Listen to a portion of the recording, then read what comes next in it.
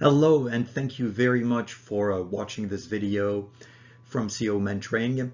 We specialize, as you may know, in the provision of free mentoring and confidence for CEOs and seniors and top executives.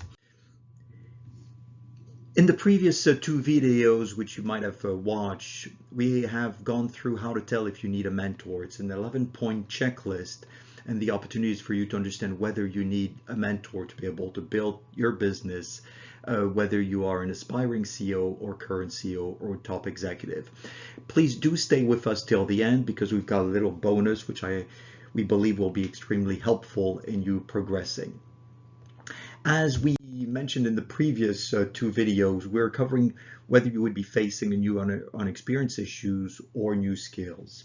And today, of course, the opportunity is to go through the other challenges you may be facing and trying to understand better whether you need a mentor. One reason might be a new industry. You might have been headhunted into a new organization in a different industry. Although you know a fair bit about the new context, you don't know it well enough to navigate effectively through the relationships, dynamics, government, and international complexities that characterize your new environment. So how do you ramp up quickly and effectively without making a very significant public and costly errors? Therefore, the question to ask yourself is, do I know my new environment well enough to avoid all major errors? The fourth point could be new markets. Your organization has chosen to enter a new market. Although the research validates your decision, the new market has significant impacts on product choice, channel choice, support strategy, communication, HR selection, system requirements, and organization structure. You and your staff do not have the skills and experience to navigate in this new market with confidence. How do you manage the risk of entering this new market? Therefore, the question to ask ourselves is, do I know enough about my new market to avoid all major errors and manage all risks? The other aspect could be a new position in the value chain. Yeah, the organization has traditionally been at one end of its industry's value chain and has now decided to change that position or adopt another position as well. For example, it was originally a miner and has now chosen to enter the processing and manufacturing space. Another example might be a fabric manufacturer that has chosen to become a clothing manufacturer, distributor, or even retailer. These sorts of decisions have enormous impacts on the organization. Getting it right is difficult for even the most effective leaders. Getting it wrong, or only partially right, is the common experience. Therefore, the question to ask is, do I know my new environment well enough to avoid all major errors? The sixth point is very interesting, right brain versus left brain.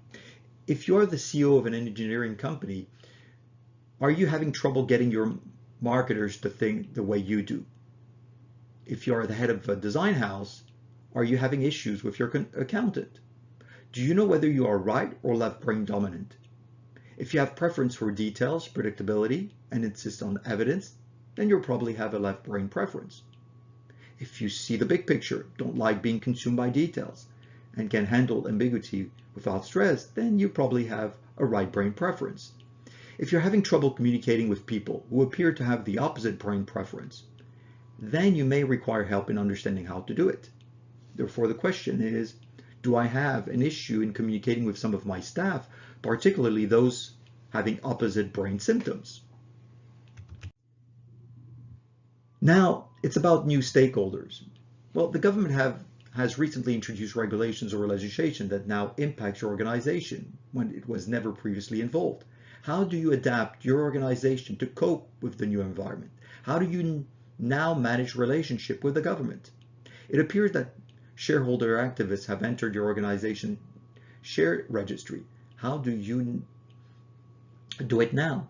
In all the years that my organization has existed, it has never been industrial relations issues. My staff have now appointed a union representative, and we have been threatened by the union with a strike if we don't agree to their claims. So how do you handle this with none of my HR staff having a IR experience? The question is therefore, do I have an issue with dealing with certain stakeholders? Another point, and very interesting one, is gender and cultural background. You are of a gender or cultural background that is significantly minority in your organization? How do you know how to play the game so that you're treated in your merits and on your performance? How do you engender respect for your contribution and not your differences? Therefore, the question is, do I have an issue with biased and non-merit-based judgment within the organization? Work-life balance. A key point, obviously, today. Your career is booming. You're making great strides in solving organizational problems, capturing and converting opportunities, and binding the organization together. You've got consistently walked the talk, and staff love and respect you. But you have consistently been working 70 hours every week. Staff are amazed at your energy, but your family is distressed. They haven't seen you for a whole weekend for 2 years. And when you're home, you're on the phone, SMS, or laptop. Work is great. Private life is lousy, and the children are suffering. Therefore, the question is, do I have an issue of getting more balance between my work and my family? That's another reason why the mentor will help. Getting it done. You have such a large and critical to-do list that you struggle to get through it efficiently and effectively. In fact, you don't, and the entire organization knows it. You're too scared to delegate because you don't trust the skills and experience of those that report to you. How do you get on top of it? And on top of it all. So how do you match efforts with effectiveness? The question is, do I have an issue with managing my workload? And the last point, which would help you determine whether you need a mentor, is change. Everything is changing. Everything is dynamic. You know what needs to be done and have initiated multiple change initiatives to make it all happen. The problem is that even a small change impacts most parts of the organization, and with multiple projects, it's a complex mess of interdependent and conflicting forces. You wish it hadn't started and you could change it back to the way it was. But that will never happen. Therefore, the question is, do I have an issue with managing change in the organization so that it is less painful and much more effective? If you have answered any of those questions, acknowledging a limitation and therefore a need, then you probably need an effective mentor in confidence. And this is what we wanted to also offer you the opportunity to benefit from, is if you feel in any way, form, or shape that it would help you to, try to understand more about what benefits the mentor would have for your organization or a member of your team, or if you want to have that free mentoring session, feel free to register.